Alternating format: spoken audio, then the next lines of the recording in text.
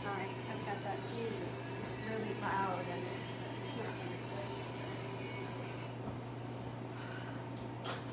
good. I tried. I know, it's good. It's gonna have some It's all good. Hello, Yoga 108 seekers. I'm here with Kathleen Madden at 24 Karrot Kitchen. If you follow me on social media, you know this is one of my favorite hangouts. I could just go on, and we don't have all day. And we have the chef right here in front of us. So I don't want to waste any more time. I want to give the floor to Kathleen. We are talking about redefining winter cooking. Yes, thank you, dear. Thank you for having me. I thought that we could focus a little bit on trying to think about comforting, warm foods instead of, and a healthy perspective, instead of the things that we tend to go to. I told you my go-to. Yes. Like, I'm straight for the cookies. I'm like, I think I'll make cookies, and I think I'll eat all the cookies. So because it makes the house smell wonderful. Yes. It makes you feel good, but ultimately, I'm drinking my warm tea, which just says I need a cookie. Yeah. So we just need to rethink that a little bit.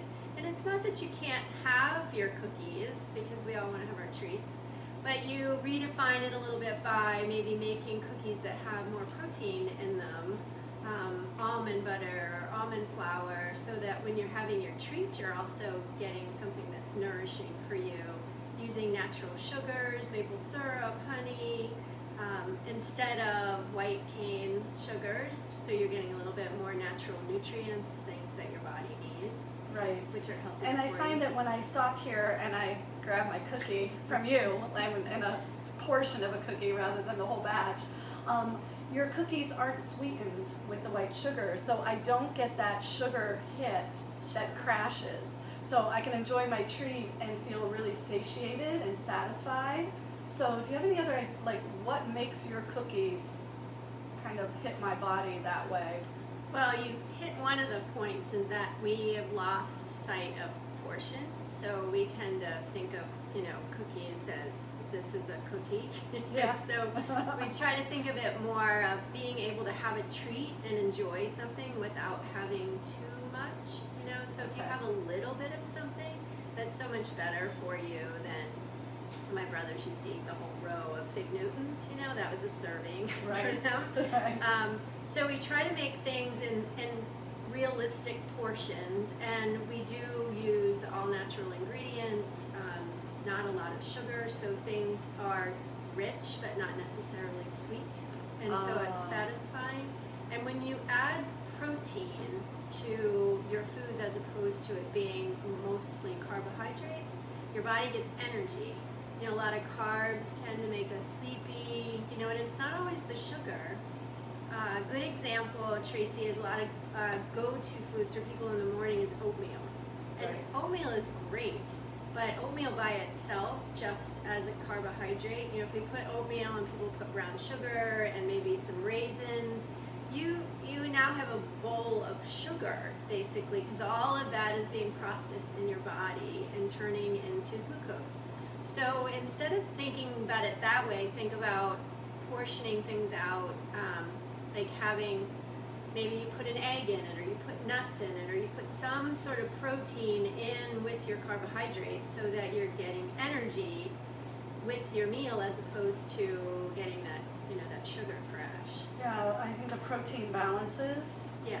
So when you say put an egg in the oatmeal, I know the answer to this because my daughter works here and she brought home this little hack, and you'll be surprised. So, all respect to the vegans if you don't eat animal product, certainly this isn't your hack.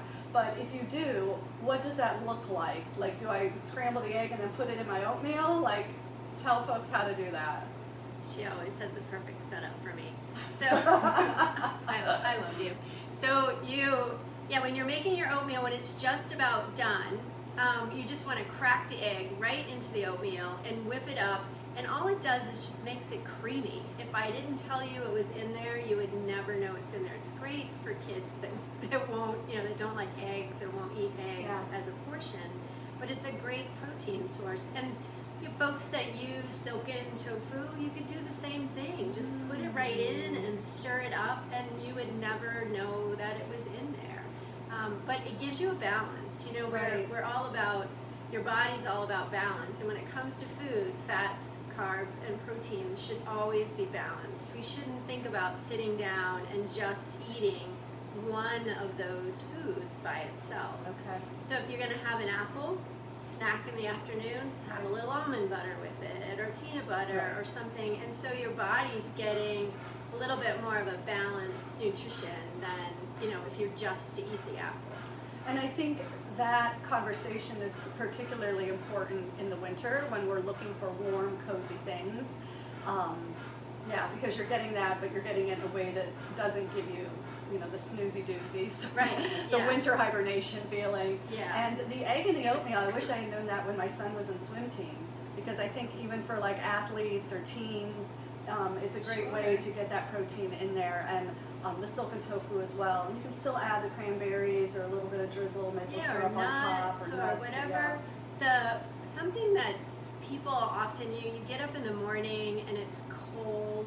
We're in Ohio, it's cold, it's gray, and you just want something yummy and nourishing and comforting. And we tend to have our things that we go to that might not always be the best choices. For the long term, they feel good when you're eating them, but not necessarily 5 minutes later. And so if you think about creating this warm, nourishing bowl for yourself that sets your day up, Right. whether it be oatmeal or Tracy has also enjoyed, we make porridges out of squash. So you can use butternut, acorn, pumpkin, anything that you like, vegetable-wise, sweet potatoes that is creamy. Think about it just like your oat base.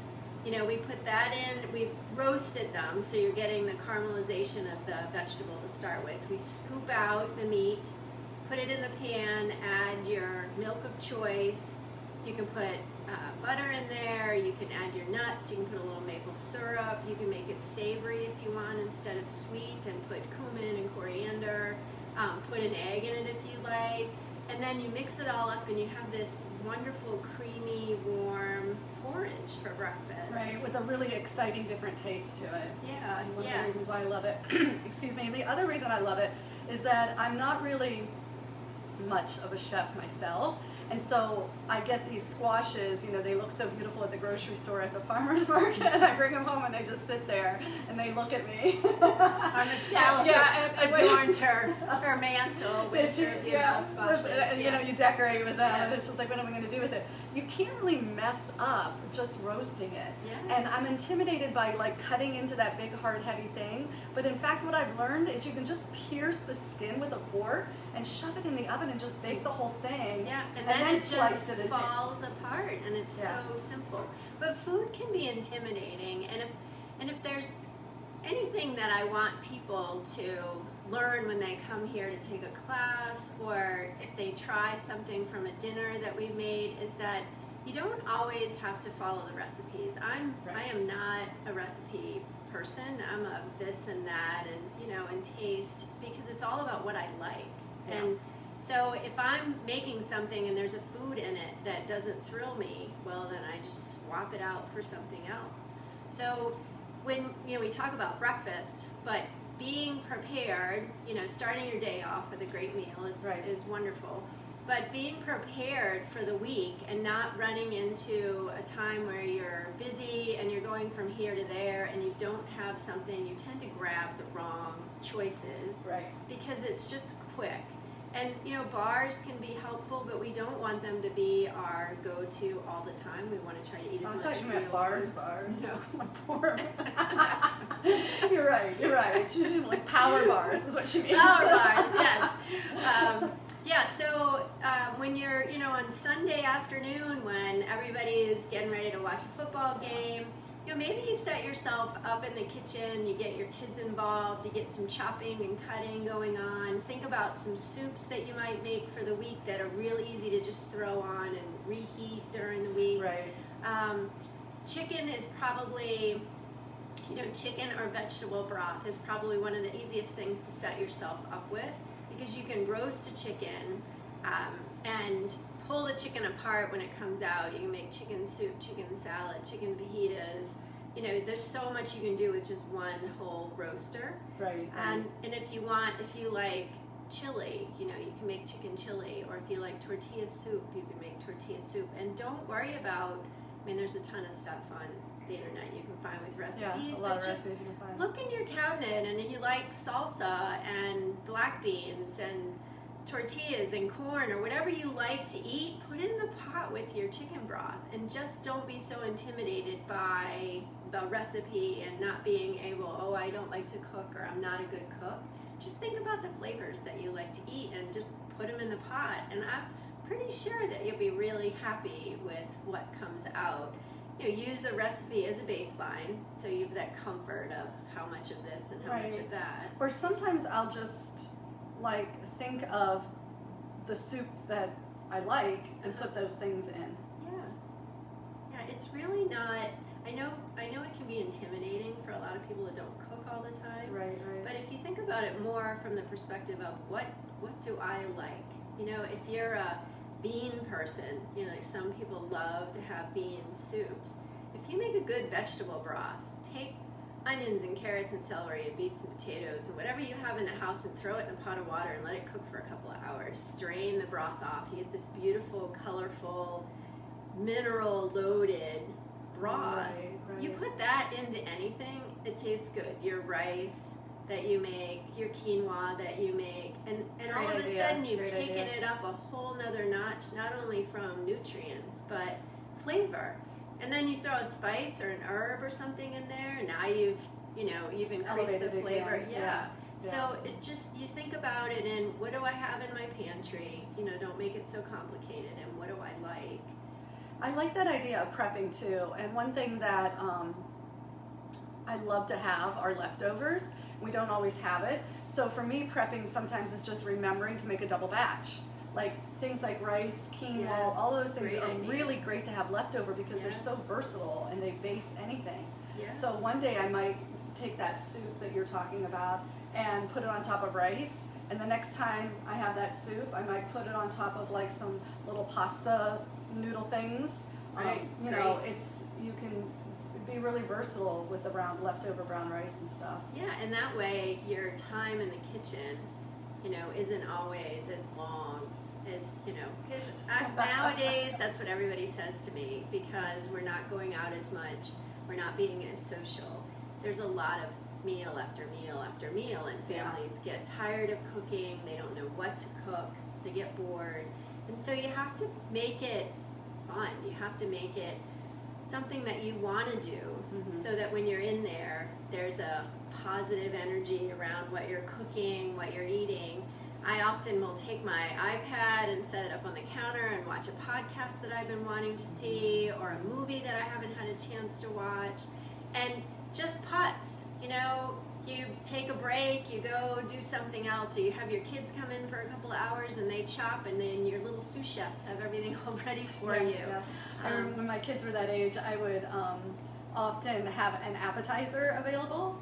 Like we just have some hummus and crackers or something, you know, veggie sticks, so that I could lure them into the kitchen to help me. Because if there was a snack there, then they'd nibble and they'd help me for a little bit.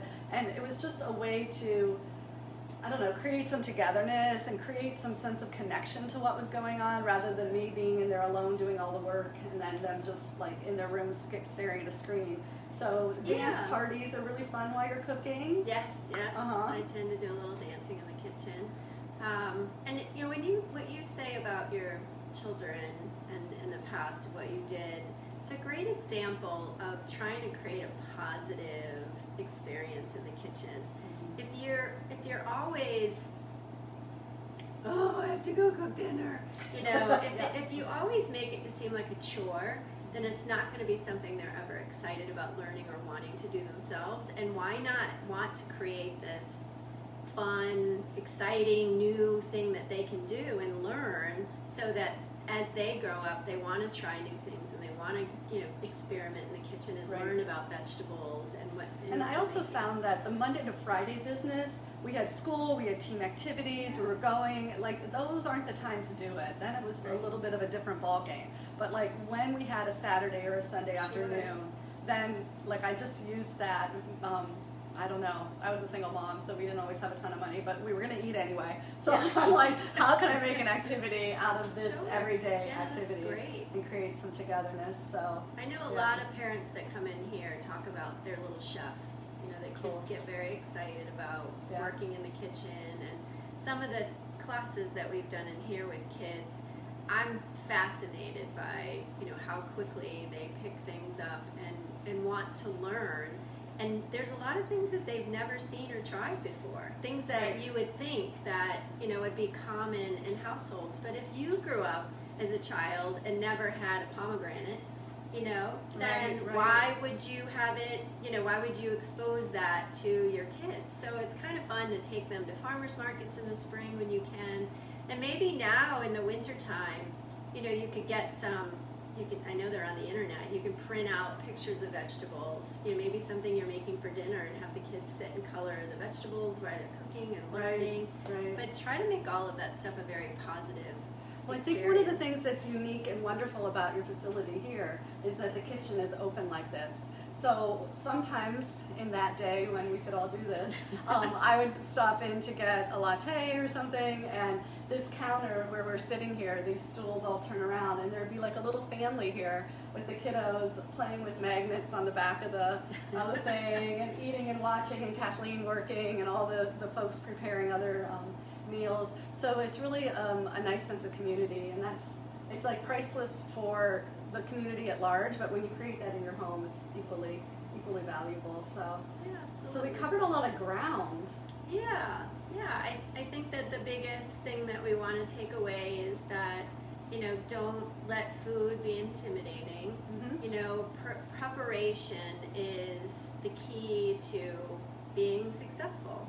You know, anything that you do, whether you're getting your master's, whether you have company coming to your house, you have to be prepared to feel like, oh, I did a good job, or you know. And cooking is the same way. If you're trying to focus on getting a few more vegetables in, if you want to drink more water during the day, then set yourself up. Be prepared. You know, take a Sunday afternoon and spend a couple of hours making soups that you can put in the fridge for the week, or make some snacks, healthy snacks that. And I think that's a really good, like, you captured that. Once a week, a couple hours. So when we think about our New Year's resolutions and these ideas that we want to redefine winter cooking, we want to set ourselves up with better prep, we want to integrate some proteins into all the carbs, like those are great big picture goals, but like you don't have to think about that and worry about that 24/7, 365. Just like once a week, a couple hours to get prepared, and then see how it can carry you. It's a deal changer. It's a deal changer. It really is. I mean, for me, you would laugh. I'm in a kitchen all day long, and sometimes I go home at night, like, what am I going to eat? I've been cooking for everybody else, and we're so good now at making exactly what we need to make, so there's no waste. And then I look around and I'm like, oh my goodness, I forgot about our dinner. You know, I need to. And so you don't want to just grab. You're hungry, and you just don't want to grab the quickest thing around just to fill your belly and then move on to the next thing. So even I have to prepare. Everybody has to be prepared. Awesome. Well, I hear staff coming in, so I kind of think our clock has ticked to a close for today, and you have some meals to make for folks like me who really enjoy your carryout, because right now Kathleen has been rocking the carryout here in Brecksville, and I know so many families that appreciate her services. Tuesdays, Thursdays, and Saturdays, meals to order, and then pick up in the evening, and it all comes home ready to just reheat and serve to the family. So if your winter cooking redefinition means that you put a little extra care and attention into prepping, into balancing, and then maybe a treat night, you can come in and get something super healthy. She's very responsive to dietary needs, so if you have any medical needs, dietary preferences, put that in the little instructions box, and she'll take good care of you. That's all on the website. We have lots of soups and healthy desserts and things in the grab and go. So come on in and say hello. Visit. All right, and you can get a cookie. Thank you for having me, dear. Thank you. Namaste. Namaste. Namaste, Yoga 108 seekers.